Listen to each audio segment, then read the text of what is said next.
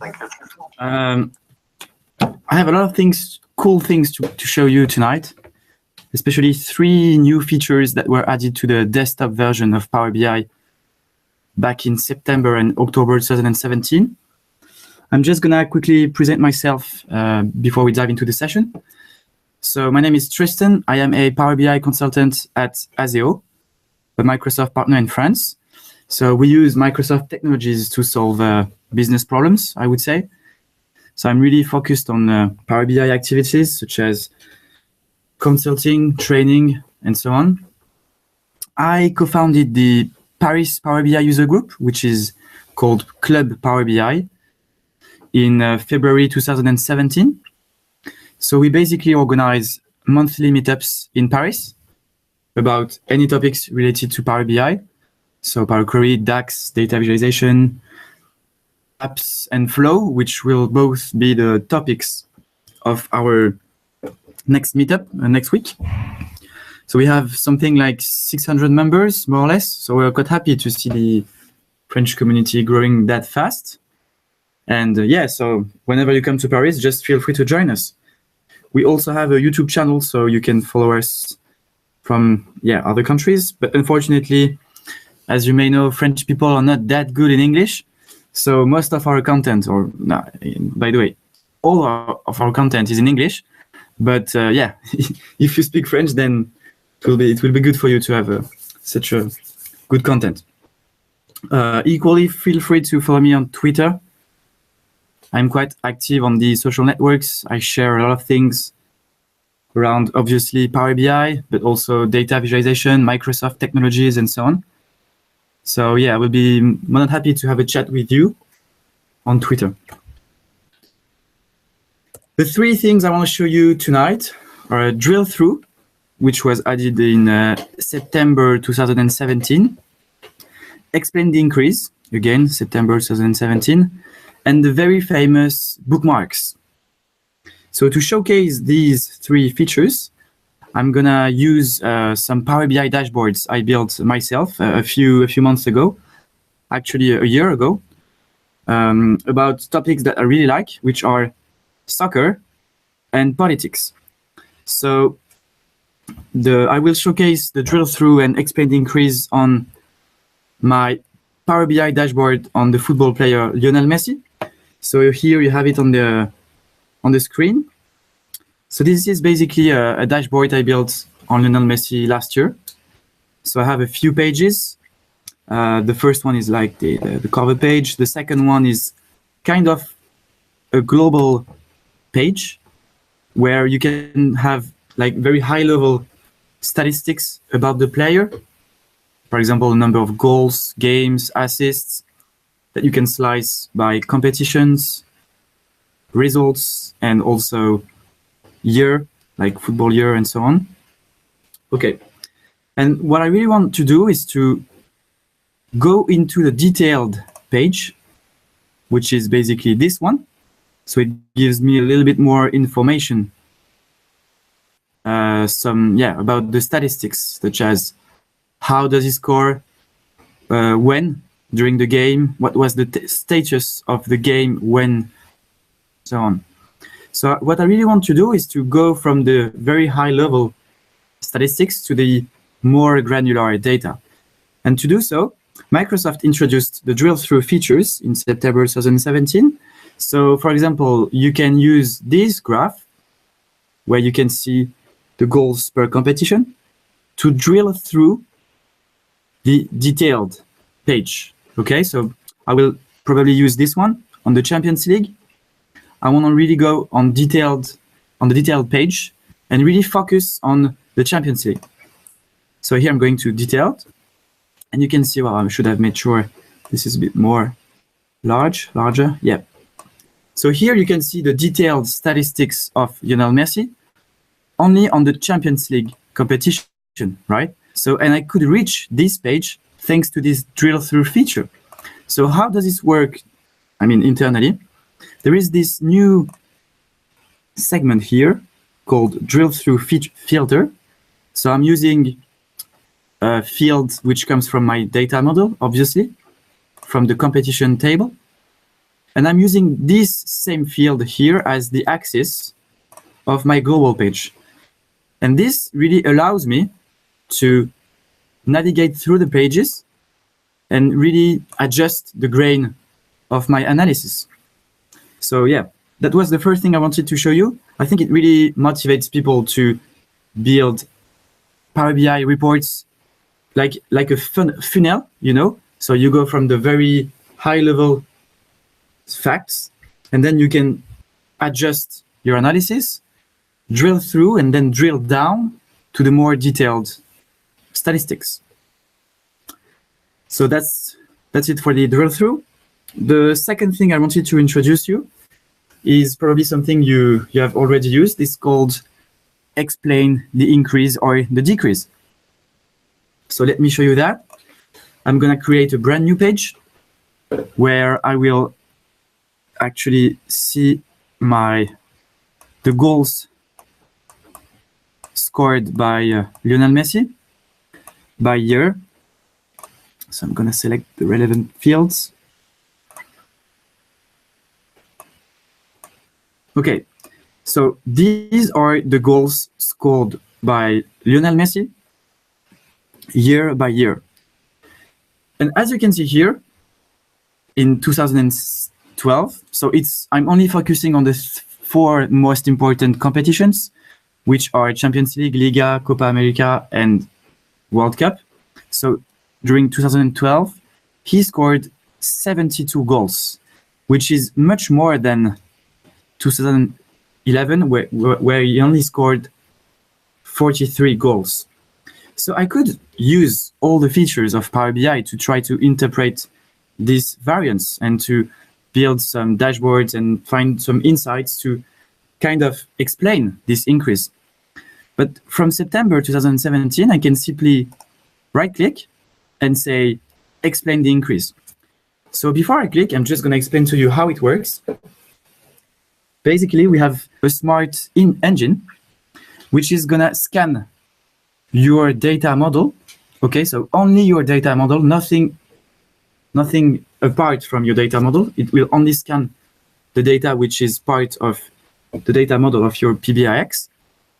And it's going to try to find some explanations, some correlations, some facts that could actually explain what has driven the increase of 2012. And you're going to see it's pretty quick and pretty amazing. So I'm just going to click.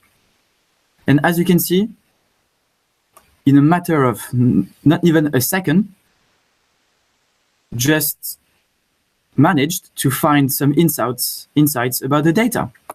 So here I have this small screen where I can see a kind of a dynamic text explaining the increase.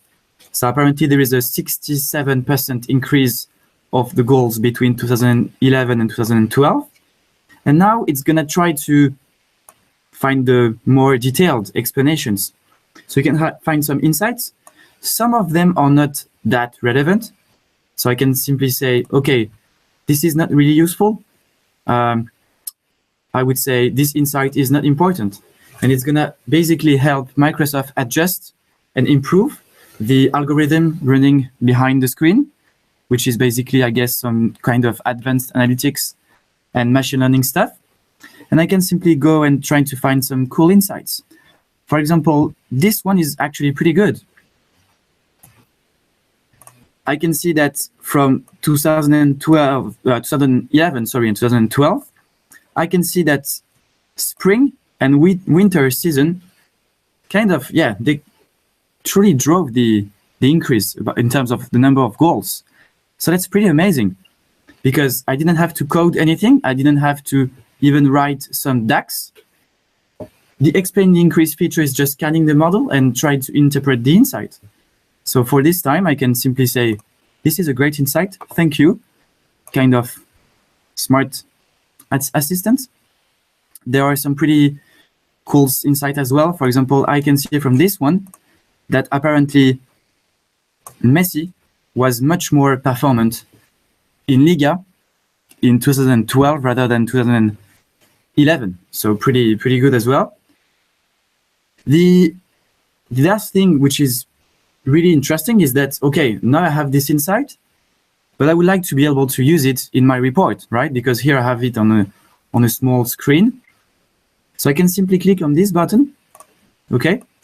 And it will basically kind of bring in the visualization built by the engine to my desktop version.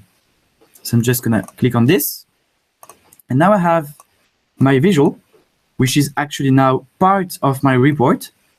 I could have built it myself, but actually this is the new Waterfall Chart, which is pretty amazing. And by the way, sorry, let's just me quickly show, trying to find something because apparently you can't see my screen. Okay, there, you can see it. Okay, sorry. So I was just unsure that if you could see my screen from now, but apparently it's okay. So this is the new visual I just brought in from the engine. As I was saying, you could have actually built it yourself by using the new Waterfall Chart, but probably you would not have found that kind of insight, and probably it would have taken you much more time than the engine. So pretty amazing stuff. And obviously, because it's part of your report, you can now use it to filter your data. You keep the interaction between the graphs. So it's pretty amazing. Some people see it as a gadget.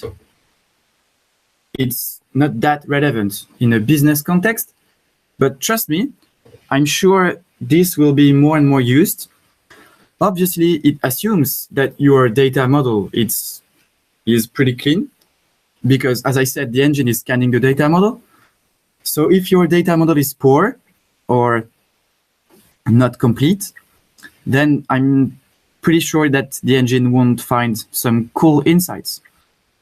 The other thing I wanted to mention about this new feature is the fact that you can actually optimize it and optimize the scans of this smart assistant. How? Simply by hiding the fields that you don't want the engine to scan. So this is obviously very important and really relevant when you are building a data model. You can actually, and this is a best practice, hide the foreign keys of your fact tables and also all the keys that will be useless in terms of the report side. So equally now you can also use this feature to optimize the engine, because the engine simply won't scan and try to explain the increase if the fields are hidden. So that's pretty good to know. It also optimizes, I guess, the Q&A in Power BI service. So that's it for this second feature. I'm sure you will use it in your on your side with your business issues. I showed it to a client a few weeks ago, and he was really amazed. Like the engine really found some really cool insights, interesting things that my client probably wouldn't have figured out. So that's, yeah, interesting. Okay, so now I can just close this file, and I'm gonna showcase the third feature I wanted to show you tonight. It's called the bookmarks. So bookmarks were introduced in October 2017 release, and it's basically kind of a PowerPoint embedded into Power BI Desktop and Power BI Service. So you can basically register, like save some views of your reports, trying to hide or unhide some parts of your reports, and then save this as a proper slide, like you would do it in PowerPoint probably. And then you can simply use these built-in slides to go through your PBIX file or to your reports and really trying to tell a story about the data. So I'm not going to show you how you can build bookmarks, just to let you know that it's here on the view pane. You have these new features that are called bookmarks pane and the selection pane. So this is how you can build some bookmarks. And to show you the different aspects of the bookmarks, I wanted to showcase this feature on a Power BI dashboard I built last year about the US presidential election. And it will give you kind of a complete vision and different use cases that leverages bookmarks.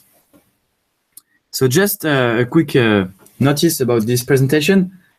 I'm not here to criticize anyone or to criticize some politicians or anyone. I'm just here to show how you can actually tell a story with Power BI. Okay, so this presentation is about, as I said, the presidential election. The first thing I wanted to show you about the bookmarks is that you can actually link them to images. So here I have a small image. If I control click on the image, it actually drives me to another page of the report where I have quite some summarized information about how the US presidential election system works. So as you may know, it's an indirect democracy where US citizens don't directly vote for the president, but they vote for people that we call electoral college. And this electoral college actually chooses the president. So there are currently 538 electoral votes in the US. So people who are divided into the different states of the US. And to become the president of the United States, you need to win 270 of them. So you need to have the absolute majority of these electoral votes. And how do you get these electoral votes? Simply by winning, by being the first in the states where you are competing. And this is called the principle of the winner takes it all.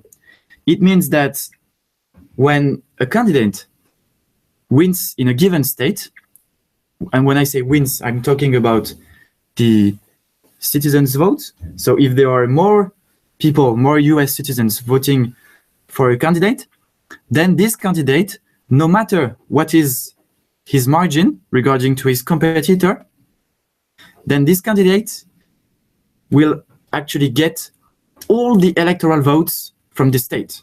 Okay, so this is how the US presidential election works.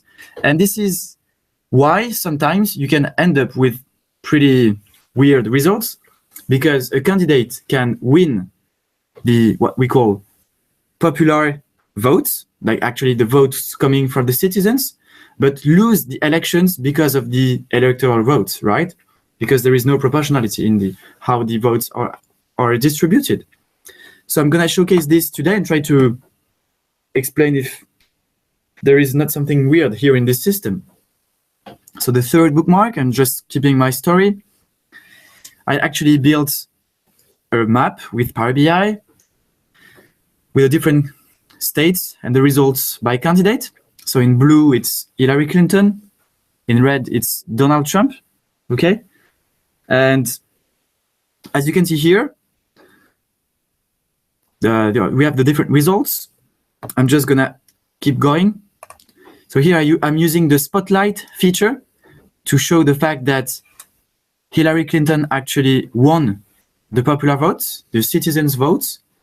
To do so, you just need to click on this button, spotlight, okay? So she actually won the popular votes, but she lost the electoral votes, the votes coming from the electoral college, okay?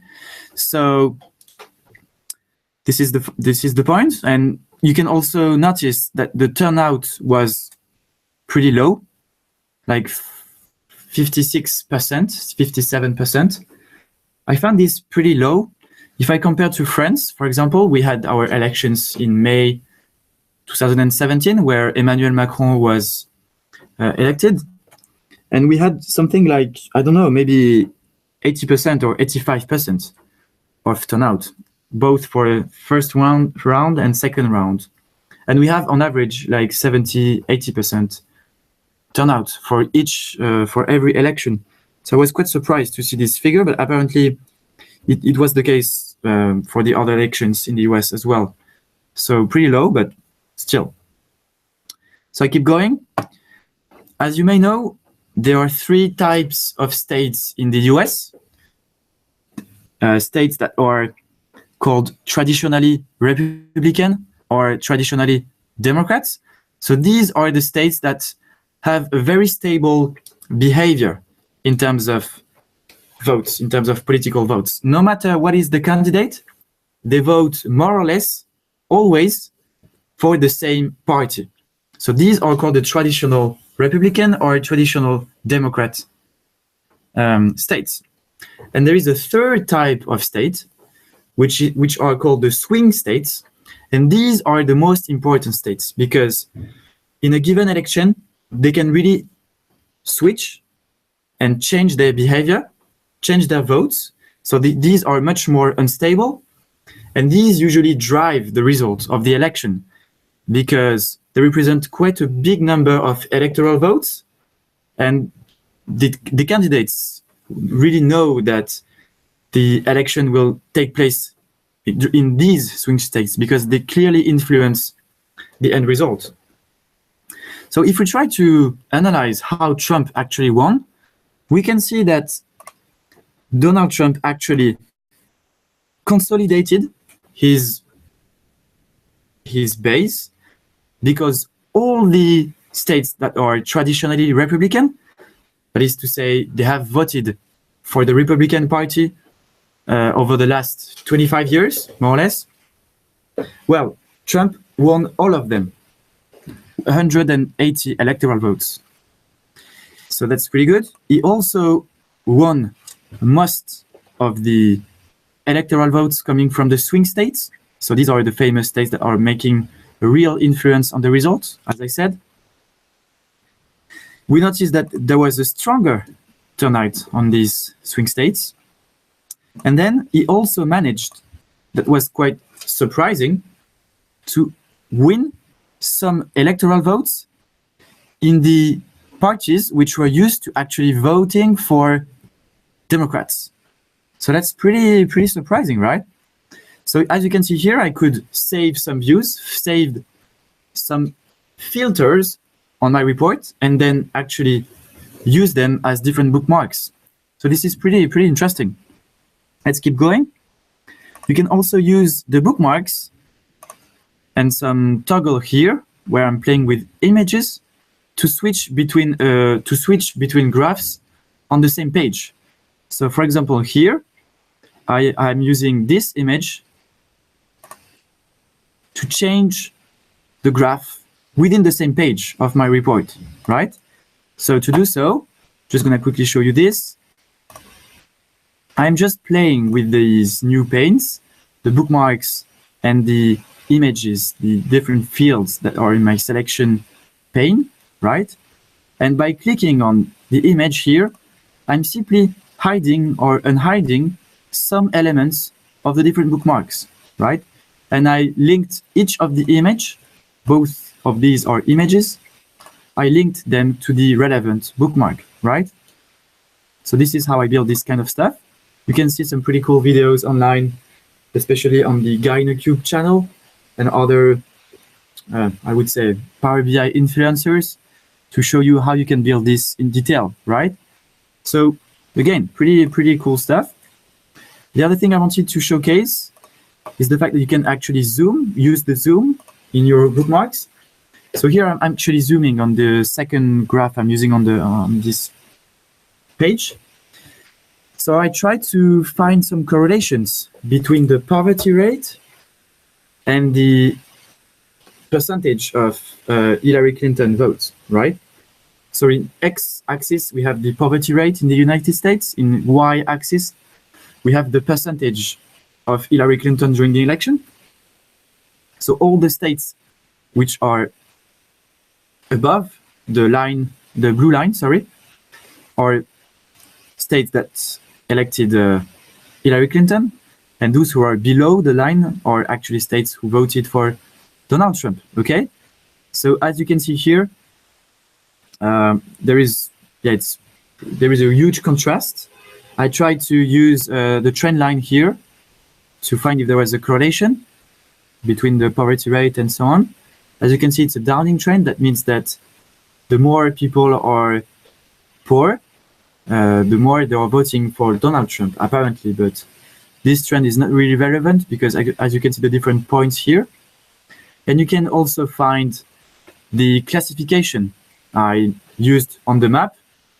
That is to say, traditionally Democrats, traditionally Republicans, and the very famous swing states, right?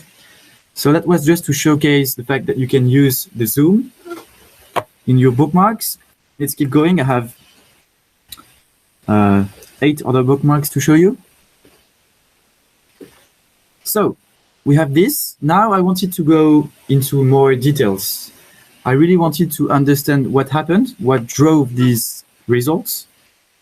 So I decided to focus on 3 key states that changed their behavior from 2012 to 2016. So these are the 3 states I wanted to focus on: Florida, Pennsylvania, and Michigan. As you can see here, the data is at the county level, so the grain is much smaller. You can actually click and keep the interactions. Yeah, this is something I forgot to mention. The really cool thing about Bookmark is the fact that you can register some views and so on, but the reader of your report keeps the interaction, right? So if I click on a county here, you actually keep the interaction going.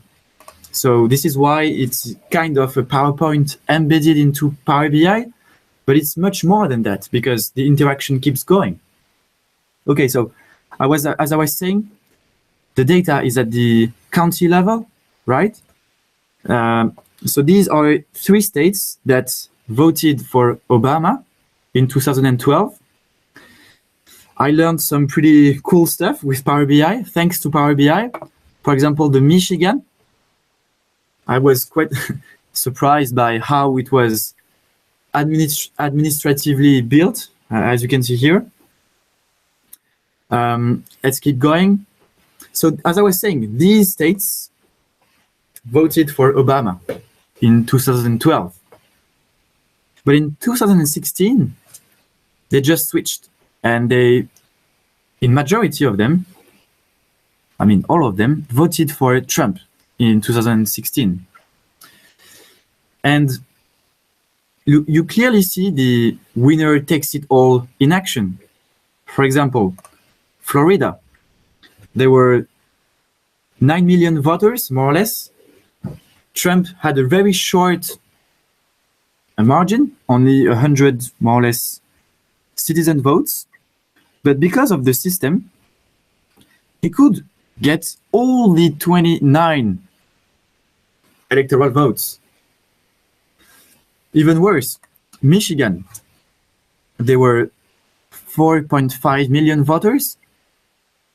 Donald Trump won by very short majority again, only 11,000 citizens margin. But he could get the 16 electoral votes from Michigan.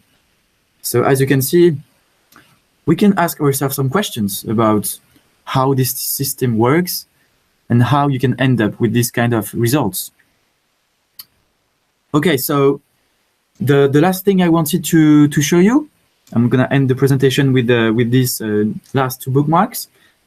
Let's put aside the fact that in a given state, there is the winner takes it all in action. I asked myself another question about this system, because we could criticize the fact that there is no proportion in how the electoral votes are allocated in a given state. So let's put aside this. And I wanted to understand or analyze something else. I asked myself, but the electoral votes, are they at least logical? I mean, do they represent a similar number of citizens? So, in other words, does an electoral vote in Florida represent more or less the same proportion of US citizens than an electoral vote in Wyoming, for example, okay? So I simply I took the number of people who were allowed to vote in a given state, and I simply divided them by the number of electoral votes representing them. So this is a ratio that I built just here. Citizens represented by one electoral vote, okay? And as you can see, I was quite amazed, quite surprised, not amazed, but surprised, obviously, that the variance between the states are pretty big, okay? So, for example, here, you can see that an electoral vote in Florida represents 500,000 people, right? Whereas in the Wyoming, an electoral vote represents 143 people. So that's pretty surprising. I mean, yes, obviously, if you take that number and if you divide it by the number of people they are in this state, then the proportions are more or less similar. But still, I mean, they are part of the same country. They should be represented more or less on the same proportion, no? So I took just to here the same graph, just with a top 5 and bottom 5, so you can actually see the big discrepancies in terms of citizens' representativity from the electoral votes. Pretty surprising, isn't it? So I think I could show you with this dashboard the different use cases of the bookmarks. Obviously, if we get back to this system, it has some political and historical reasons, and I'm sure there are some people who find it logical. I was just trying to show you here how you can use Power BI, storytelling, bookmarks to actually tell a story, analyze the data, and makes it easy for your readers, for the readers of your reports, to find some insights, to consume the report, and in a business context, take some decisions. So yeah, that's it for my presentation. I'm just gonna check if there are some questions in the YouTube side. I have a question for you. Yes. How many report pages do you actually have? As you can see here, I have 1, 2, 3, 4, 5. Yeah, there is one I'm not using, but yeah, let's say 5. Yeah. Or 6. Yeah, 6. So 22 views of 6 reports. Yeah, and I could have actually optimized this because, as I said, I built this report last year, so there weren't the bookmarks. No. And I just adapted this dashboard, this report, and I just plugged in the bookmarks, but probably I would have built it differently if there was the bookmarks last year. Yeah. Yeah. Any other questions about my presentation and the different features I just showed you? No? No, I think that it was very interesting to see and a very good showcase, both Lionel Messi and well, not Bush, but Hillary and Trump. Yeah. So thank you very much for taking the time to present that. Yeah, I was really happy to share this with you, and yeah, and I think that we'll stop for today and say thank you very much for all the people that attended, and please let us know if on the YouTube channel if you liked it, and yes, give us some feedback so we can improve. Feel free to comment and give us suggestions on how we can Yeah, true. So Thank again, you very much. I was really thank you happy very to much. be Yeah. part of your meeting, and hope to meet some of you guys one day. Well, I'm sure that we can manage that. Hopefully, we'll get the Power BI World Tour pass across Copenhagen again. Yeah, I hope to see you there at least. Yes, yes. Yeah. Thank you very much, Bob. Thank you very much, Joel, and hope you enjoyed it. Thank you.